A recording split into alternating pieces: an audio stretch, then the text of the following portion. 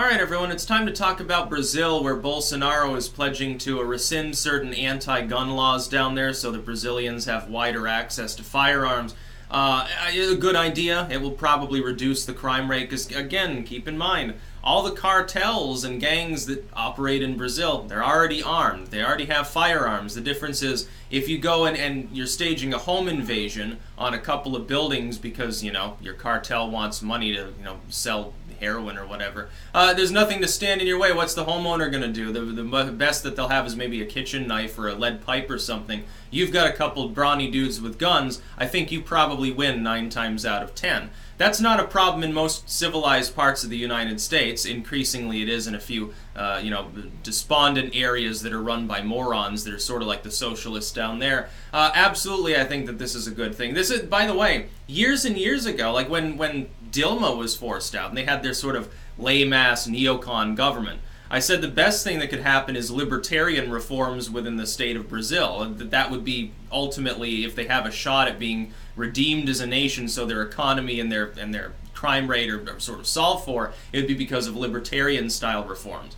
Well, here is one. The neocons there never relaxed the gun laws, nor do they want to do that here. In fact, they're all on board with expanded background checks, bump stock bans, and magazines.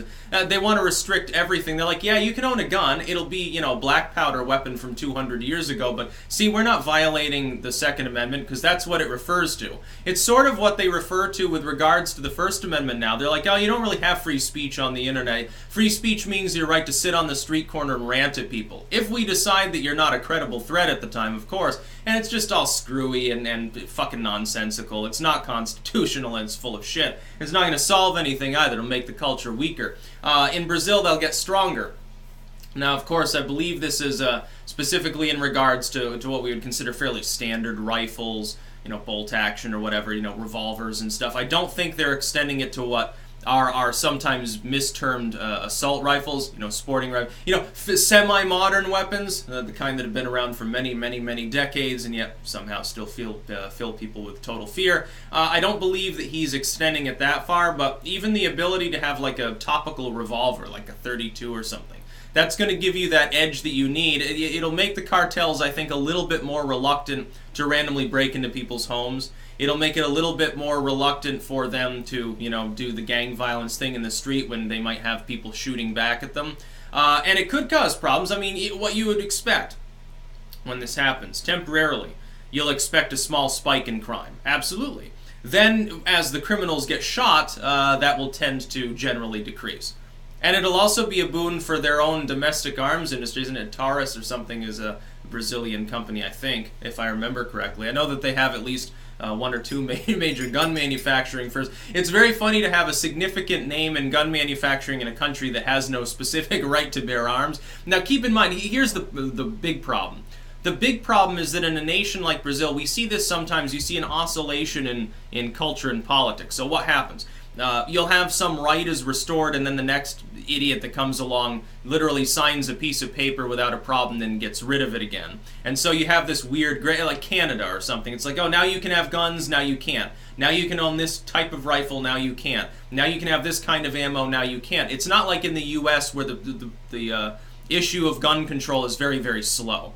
I wish it were slower. I wish it didn't exist at all because gun control is prefaced on the Jim Crow era. It's unpatriotic, it's unconstitutional, it's un-American in every possible way. Yes, I'm 100% pro-gun. I think you can probably get that by now. But it'd be nice to see, at least for a while, Brazilians able to purchase weapons, and my advice to them is if it's legally possible at all, you should get as many as possible and make sure you got backups that are maybe hidden under the floorboards or something in case socialists come along again. Because the first thing they'll do, what do? They'll disarm you. That's the whole name of the game. Tyrants want people not to be well armed.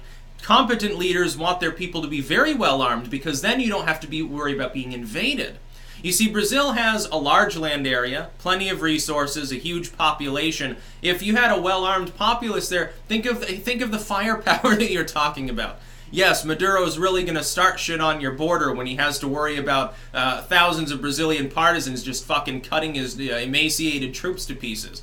Be the greatest thing ever. By the way, Brazil can be a leader within the context of Latin America way more than the United States can. as things hopefully improve there, and you're like, well, we reformed this, and have guns, and our economy is growing again, maybe that'll seep out into other countries. That would be really great, like, all of a sudden, Maduro gets overthrown, Venezuela has a Second Amendment, stuff like that. It'd be wonderful. It'd make everything in the hemisphere safer. I think that there should be 10 times as many firearms in the world. 10 times, and they should almost all be in civilian hands.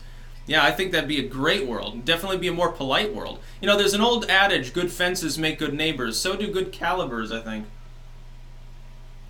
It's not a case of wanting to be violent. It's a case of being willing to stand up for yourself. Only citizens can do this. Subjects can't stand up for themselves.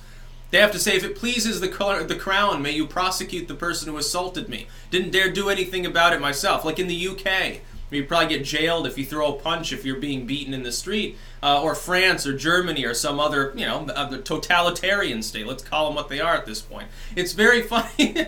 Brazil is the only one moving in the other direction. They think that Bolsonaro is like a horrible Hitler figure. They're like, oh my God, his far-out populism, evil nationalism, he's going to be purging people and stuff.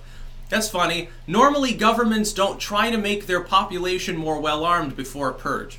Normally, governments do not say, hey guys, you want lots and lots of guns, here, take some rocket launchers too. By the way, I'm going to send my troops out to go, get shot at by you in the commission of genocide. Never going to happen. So this is a good signal by Bolsonaro too. I know that the globalists won't agree with this, but the easiest way to tell that a regime is probably not interested in fucking with its own people too much is if it gives them a bunch of guns. Yeah, here's guns, here's ammo, here's fucking barrels of powder and stuff. Yeah, I don't think that that's going to happen.